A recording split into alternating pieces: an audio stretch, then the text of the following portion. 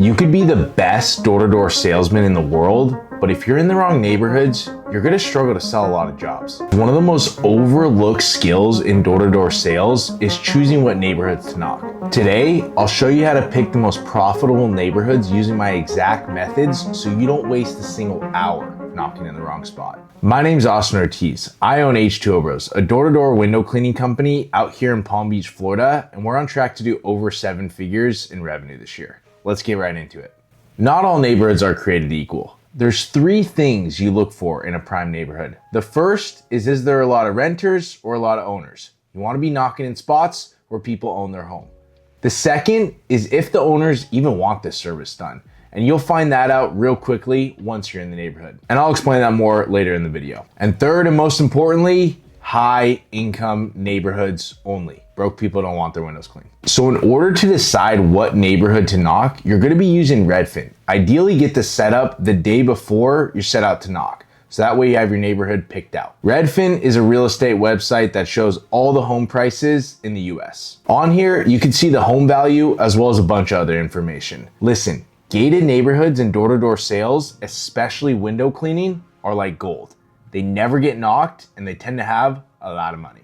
So the first thing we're gonna do when we open this app is go up to filters. This is going to filter out any low-income people. Depending on your market, you're gonna wanna put in a minimum home price. Out here in Florida, I like 600,000. Also, put a max home price. Out here in Florida, anything above 10 million, I find is just too rich. You're never gonna talk to the homeowner in those homes. And then you're gonna wanna make sure the tab is on sold. This will be crucial for gated neighborhoods. Okay, so now there's gonna be a bunch of little blue things that show the home price. And there's not really too much strap behind it besides just make sure it's above that minimum home price you're looking for. So we go on over to this home, this neighborhood, right? 1.75 million, 1 million, right? This is a neighborhood I am going to target. So let's get into gated neighborhoods. For anything out here in Florida, gated neighborhoods, pretty much all you're gonna knock. There's really only 2 different types of gated neighborhoods. The first is when there's no gate guard. Those are super easy to get into. All you're gonna do is just tail someone in. The second is if there is a gate guard, someone you actually have to talk to, and you're gonna use this exact pitch. So before that, you're gonna make sure you have a home pulled up on Redfin that was sold within the past 3 months. Great. So when I'm arriving in this neighborhood, I have this home pulled up.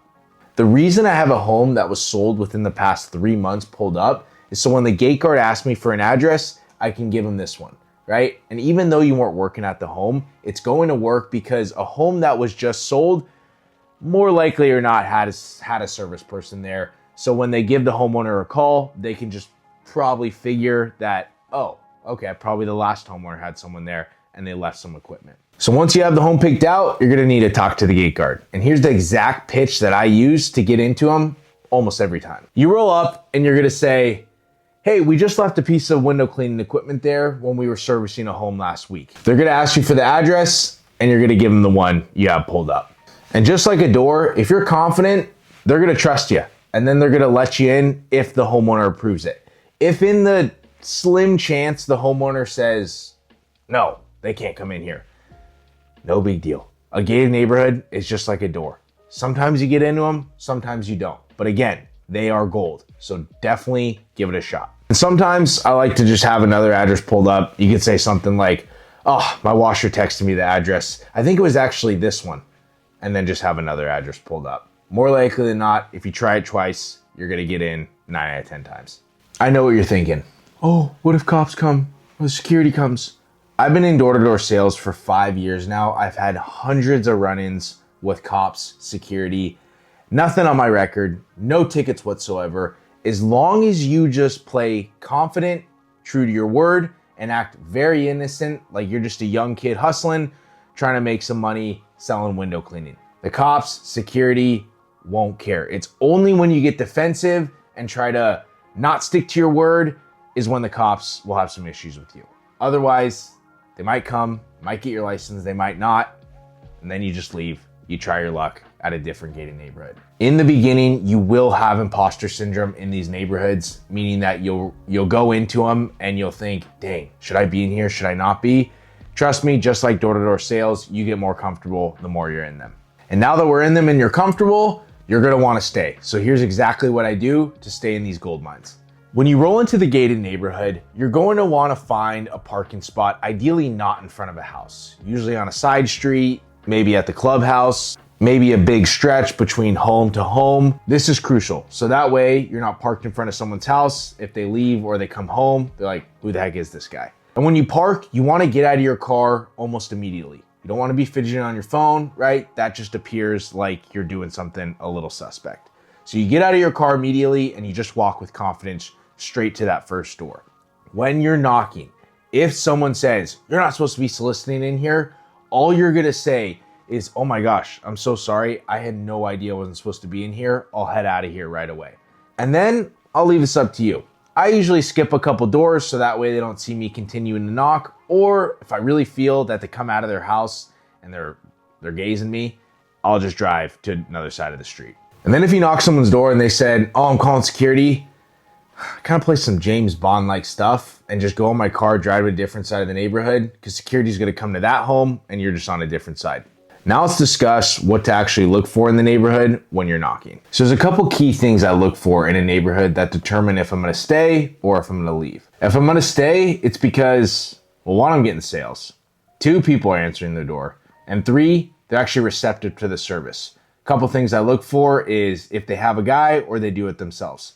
This tells you that people in the neighborhood actually care about their windows getting clean.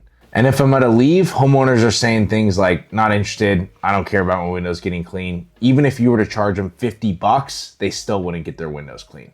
That's a good tell that you should jet. And after about an hour to 2 hours of seeing a lot of these tendencies that tell you to leave, I would just go. Your time is valuable and you only wanna be knocking in neighborhoods where there's a demand.